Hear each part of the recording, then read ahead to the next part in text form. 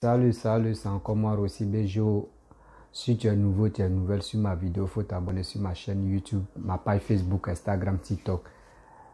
Je suis sur les 4 plateformes. Je laisse aussi mon numéro WhatsApp, vous pouvez me contacter et on peut échanger. Bref, aujourd'hui, je suis tombé sur une vidéo de Boka Gervais. Lui, c'est un opposant ivoirien. Voilà, parce qu'il défend aussi son leader politique. Mais dans ses paroles, ce qu'il a dit m'a vraiment touché. Il a dit rien que la vérité. Vous comprenez, je ne peux pas trop parler. Je vous laisse visionner la vidéo. Vous-même, vous allez comprendre et on va décortiquer. Ce n'est pas un avion qu'on prend et puis on va se présenter à l'aéroport avec le passeport et tout ça. Et puis un deuxième avion arrive avec les armes et tout ça. Non. Soyons honnêtes. Nous, on a, Dieu merci, bon, à quelque chose, malheur est bon. On a vécu tout ça, donc on peut en parler. Ici, là, il y a eu rébellion. Ici, là, il y a eu coup d'État. Donc, on est bien placé pour connaître, pour voir comment les choses se passent ici. Ceux qui ont attaqué la Côte d'Ivoire ne sont pas venus à l'aéroport, par avion et tout ça. C'est pas comme ça que ça se passe. Et les autorités ivoiriennes n'avaient pas cette intention. Autre chose. Les militaires qui sont partis, je me suis rendu compte, et l'ONU le confirme, ce n'est pas la première fois qu'ils partaient. Ça fait la 8e fois que les militaires partaient pour remplacer les autres. Ça, il faut le noter. Seulement, c'est que le contexte qui prévaut au Mali, actuellement, est un contexte très sensible. Les autorités maliennes savent qu'elles sont venues après un putsch, après avoir renversé IPK. Donc, vous savez, quand on a fait nous-mêmes un coup d'État, et puis on est au pouvoir, on a peur de tout ce qui peut faire semblant, qui veut ressembler à un coup d'État. Je répète, peut-être que je vais pas être bien entendu.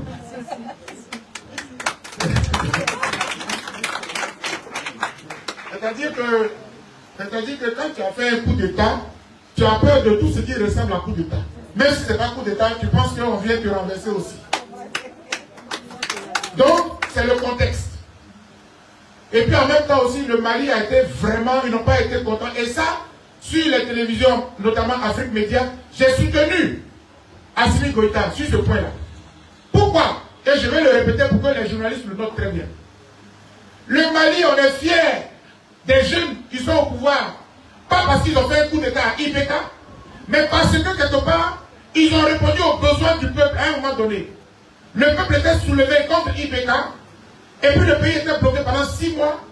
L'imam Diko, tous les vendredis, demandait aux Maliens de descendre dans la rue, ça a duré 6 mois. Ni la CEDEAO, ni l'ONU, personne n'est intervenu pour les sauver. Et c'est comme ça que les militaires ont dit, le pays ne peut pas être bloqué comme ça depuis 6 mois, on prend nos responsabilités. Voici ce qui s'est passé. Et donc, ce qui nous plaît chez ces militaires-là, c'est que c'est le courage qu'ils ont à affronter la France. Parce que je le dis tout net, on aime la France, on n'a rien contre les Français, mais on a été colonisé, maintenant on veut respirer de notre indépendance. C'est ça le problème. Et donc, les jeunes militaires qui sont là, ils ont le courage de parler, parce qu'eux, ils ne sont pas politiciens. Les Ouattara, Bédier, Gbagbo, tout ça, ils font la politique. Donc quand ils parlent au président français, il y a diplomatie, les enfants, ils sont militaires. Ils disent l'armée française, on ne veut plus. Ça aussi, nous, avant Blondin n'a pas chanté ça. Alors, parce que l'armée française, ça nous ridiculise. On dit on est indépendant, on n'est même pas capable d'assurer notre défense. Et on a encore besoin de l'armée française. Donc quand les militaires font ça au Mali, toute l'Afrique est fière d'eux. Donc ce que je veux envoyer comme message au chef de l'État malien aujourd'hui, au président IPK, au président Assimi Goïta, c'est de tout faire pour s'entendre avec le président Ouattara. Pour que les deux pays frères restent frères. Pour que les deux pays frères restent frères. Et ça vraiment, s'il m'entend, c'est le message que je veux lui envoyer. Tous les Africains, les intellectuels se sont levés pour que le Mali quitte sous l'embargo, sous les sanctions de l'ONU, sous les sanctions de la CEDEAO. On a soutenu le Mali. On a soutenu le peuple malien. C'est pas maintenant là on va venir se mélanger entre nous. Non, c'est le message que je lui envoie. En même temps que je lui envoie ce message, je voudrais envoyer le message aussi à mon président, au président Ouattara. Monsieur le président Ouattara, vous êtes dans la sous-région, vous avez le respect de tous vos compères chefs d'État. Je ne parle pas des problèmes internes qui nous ont divisés, parce que moi-même, j'étais toujours opposé au président, je vous ai beaucoup critiqué, Voilà, on a dit tout ce qu'on voulait quand on était à l'exil. Vous savez, quand un enfant est à l'exil, vraiment, les paroles qui sortent dans son pas cadeau. Hein. Ça, c'est un exil. Tu te dis, mon pays est riche. Et je suis là, je souffre chez les blancs ici dans le froid. Et tout ça, j'ai laissé mes enfants. Donc, tu attaques le président. Donc, le président lui-même, il a attaqué beaucoup. Mais je lui suis gré d'avoir accepté que je puisse revenir au pays. Le message que j'envoie au président de la République, c'est de tout faire pour renouer avec, ce sont ses enfants même, ses petits frères, pour que l'entente revienne. Je suis heureux qu'il ait fait appel au président Faure Gnassingbé pour être l'intermédiaire de cette affaire, parce que le ministre d'État m'a confié que, en fait, le gouvernement ivoirien s'est fâché lorsque les Maliens ont demandé aux Ivoiriens de prêter des excuses. Hein, je pense que c'est ça. Hein, quand j'ai écouté, c'est une question d'orgueil. C'est une question d'orgueil. Parce qu'au fond, il y avait un vice de procédure au niveau administratif. Voilà, la relève est partie, les autres disent qu'ils n'avaient pas été informés. Pour des détails comme ça, on va séparer deux pays? Non. Trouvons un moyen de régler ça fraternellement, comme on a toujours su le faire en Afrique. Ne donnons pas toujours l'occasion aux Blancs de considérer que ce sont eux qui peuvent venir régler nos problèmes. On a vu combien de fois eux ils profitent de nos palabres pour s'enrichir. Voilà. Donc, le message que j'envoie au président Ouattara, c'est de toujours rester grand et de prendre de la hauteur et de trouver les mots qu'il faut pour que l'entente puisse revenir comme avant entre le Mali et la Côte d'Ivoire. Mais en conclusion sur cette affaire, excusez-moi chers journalistes, j'ai essayé d'envoyer un message au président malien, un message au président ivoirien, aux deux autres autorités de ces deux pays, pour qu'on sauve la situation. Mais vous connaissez mon parti pris. Je suis un Ivoirien et je suis un patriote. Quand je regarde comment les Français fonctionnent, vous attaquez la France, tous les anciens présidents, même Marine Le Pen, elle se rend au palais. Les gens font un bloc pour défendre leur pays. C'est ça une nation. Nous devons être solidaires. C'est vrai qu'on peut avoir des divergences avec le président Ouattara. Il y a des aspects de sa gouvernance qui ne nous plaisent pas. Surtout moi qui défends les droits de l'homme. J'estime que les prisonniers, les emprisonnements et tout ça, ok. Mais ça, je ne peux pas faire prévaloir ça lorsque mon pays est en danger face à un autre pays. Qu'on le veuille ou pas, on a 49 soldats de Côte d'Ivoire qui sont arrêtés au Mali. Ce n'est pas digne de la Côte d'Ivoire et je ne suis pas fier. Donc sur cette question, à moins qu'il y ait quelques questions des journalistes, mais c'est globalement, dans la présidence que je voulais dire. Je vous l'avais rassuré, je ne peux pas, si moi, je veux prendre des positions contre le gouvernement Ouattara, s'il veut dire quelque chose contre le chef de l'État, je ne peux pas profiter de votre conférence, de votre invitation pour le faire. C'est comme si je vous mettais en danger. Parce que demain, on va dire, c'est vous qui avez invité Boga et puis il a parlé. Boga est libre, s'il veut parler, il n'a qu'à parler depuis sa chambre là-bas. Il ne faut pas y venir vous donner à faire ici. Donc, je veux vous rassurer. Le message que j'envoie, c'est un message de paix. Je voudrais qu'il y ait la paix entre nos deux pays, parce que c'est ça qui nous fait profiter. C'est pour ça que, voilà. Bon, bref, la famille, vous-même, vous avez écouté M. Boga Gervais, ce qu'il a dit. Ça, là, on ne peut pas nier. Il a tout dit comme vérité. Ça, là, ce n'est pas une histoire de 10 blancs. C'est une histoire de Mali, Côte d'Ivoire. Les deux pays où le Mali dit les 49 soldats sont venus faire coup d'État. Et encore, eux veulent que Papa Ado n'a qu'à s'excuser. Mais c'est quand tu fais du mal, quand tu fais quelque chose qui n'est pas normal et ils t'ont attrapé, c'est là que tu peux t'excuser. Mais tu n'as rien fait de mal. Et on te dit qu'il faut t'excuser. Mais si tu t'excuses, c'est dit réellement ce que les 49 personnes sont allées faire là. C'est que c'était vraiment coup d'État. Donc là, Papa Ado n'a pas accepté. Moi, si c'était moi, j'étais à sa place, je n'allais pas accepter. Brusquement, je ne connais pas qu'est-ce qui se passe juste. Puis mes 49 soldats arrivent chez toi, tu les bloques et tu dis moi de m'excuser parce que, soi-disant, ils sont allés faire coup d'État. Moi, si c'est moi, je vais refuser. Oui, je vais refuser. Ce n'est pas une histoire de dire non que oui, les parents des 49 soldats là sont là à pleurer. Oui, mais c'est une histoire des pays. Parce que quand tu es un soldat là, c'est dire où tu es là, tu es prêt pour mourir au front.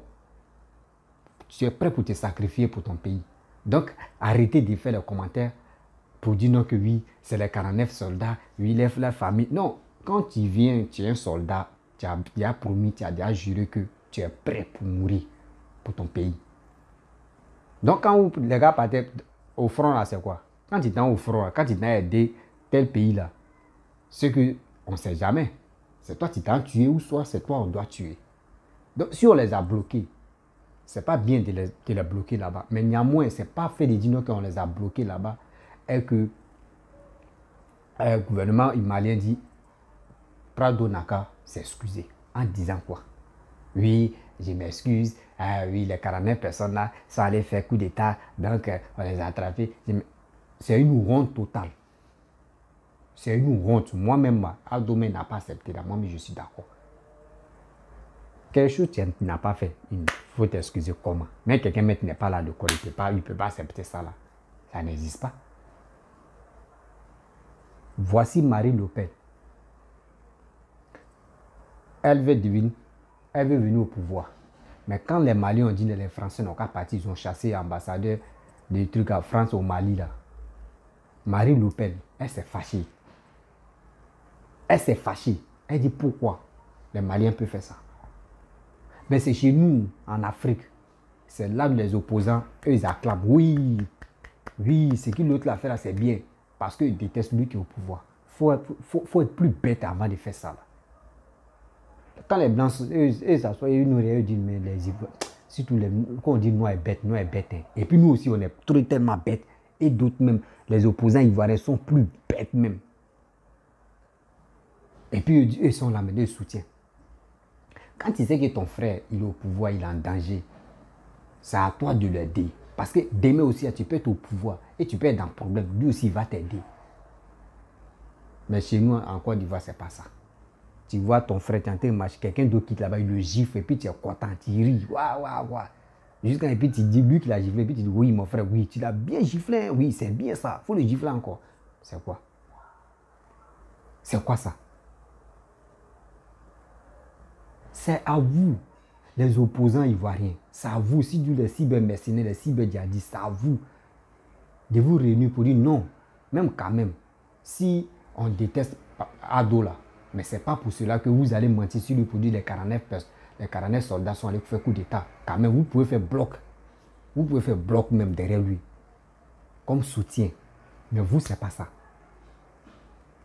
Vous, ce n'est pas ça. C'est pour le dénigrer, c'est pour dire des conneries, c'est pour faire ça, c'est pour faire ça. Vous pensez que vous aussi, là, quand vous faites ça, là, Dieu vous voit. Hein. Dieu vous voit. Ton tout peut arriver aussi. Et quand ça va cuire, là, tu vas comprendre que le karma existe. Vous-même, vous connaissez karma. Vous pensez que comme cela, vous pouvez venir au pouvoir? Quand j'ai ri seulement. J'ai dit, regardez ceux-là. Eux, c'est le matin, midi, soir, ils font les vidéos. Qui n'ont même pas de queue ni la tête. Il faut parler, il faut parler. Tu n'as même pas de preuves. Il faut parler seulement. Et ce que vous faites là, est-ce que vous trouvez ça normal? Vous trouvez ça normal? Oh. Franchement, il faut être vraiment un Africain pour comprendre ça, quoi. Parce que la bêteté d'André chez nous, c'est... Et si tu peux écouter, tu peux comprendre. Si Babomet décide, il dit non, ce que l'autre est en train de faire là, c'est pas bon. Jusqu'à cette histoire-là, on prie Dieu que le président de Togo, il n'a qu'à arranger tout ça là. Il n'a qu'à arranger cette histoire et ça va finir. Et on va voir maintenant les cyber-mercenaires qui sont sur la toile qui ont été nous embrouiller là. Moi, j'ai prié Dieu que les 49 personnes, là, ils n'ont qu'à les libérer. Oui, ils n'ont qu'à les libérer et ils vont rentrer au pays.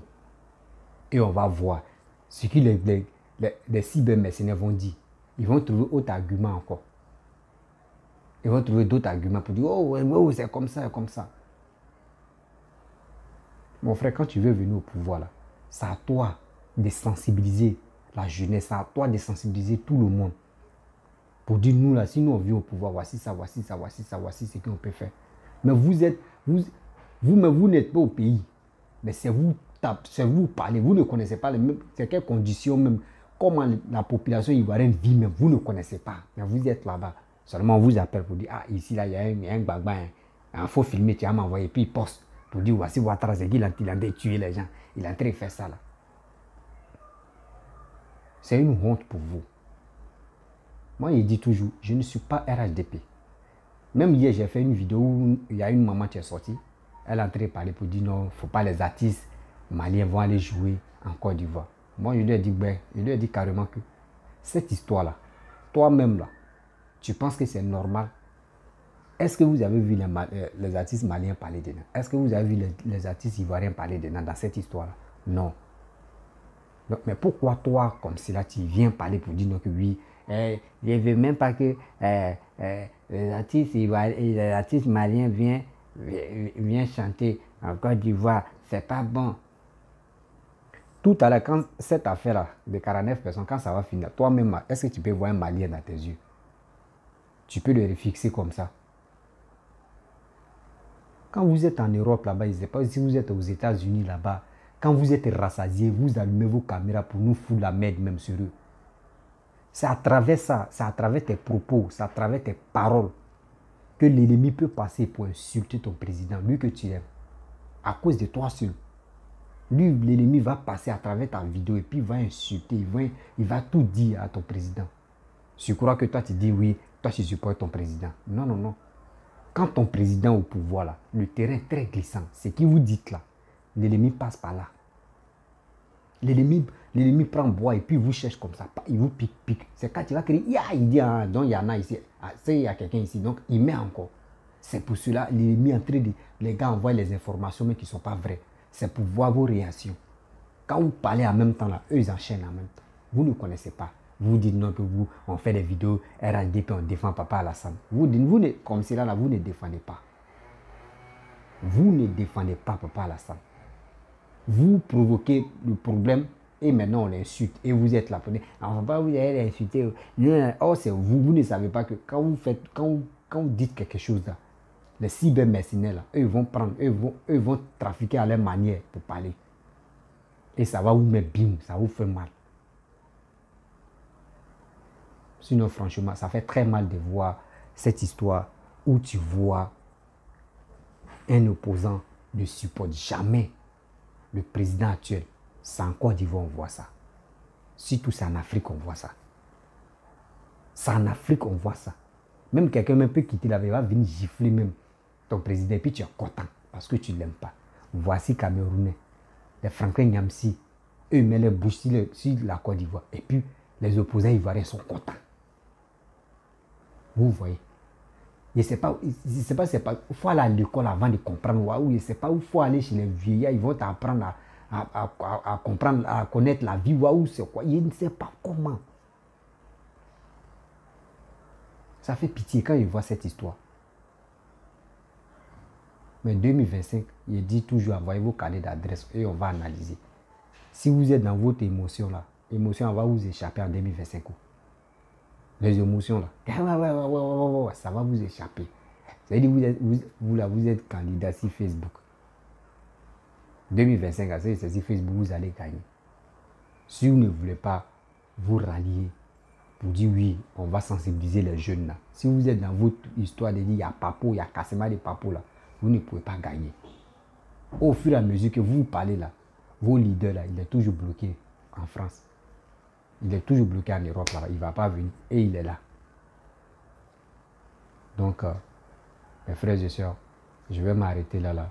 Boka Gervais a bien parlé et il a bien dit. C'est à nous, c'est à vous de soutenir le Prado pour que cette histoire-là, il puisse sortir vainqueur. Parce que ce n'est pas normal. On lui dit non, il n'a qu'à venir s'excuser. Pourquoi il va s'excuser? Il a fait quoi de mauvais? Donc, si tu es nouveau, des nouvelles sur ma vidéo, il faut t'abonner, il faut liker aussi, il faut laisser les commentaires et on va avancer. Partagez ça dans les groupes. Et vous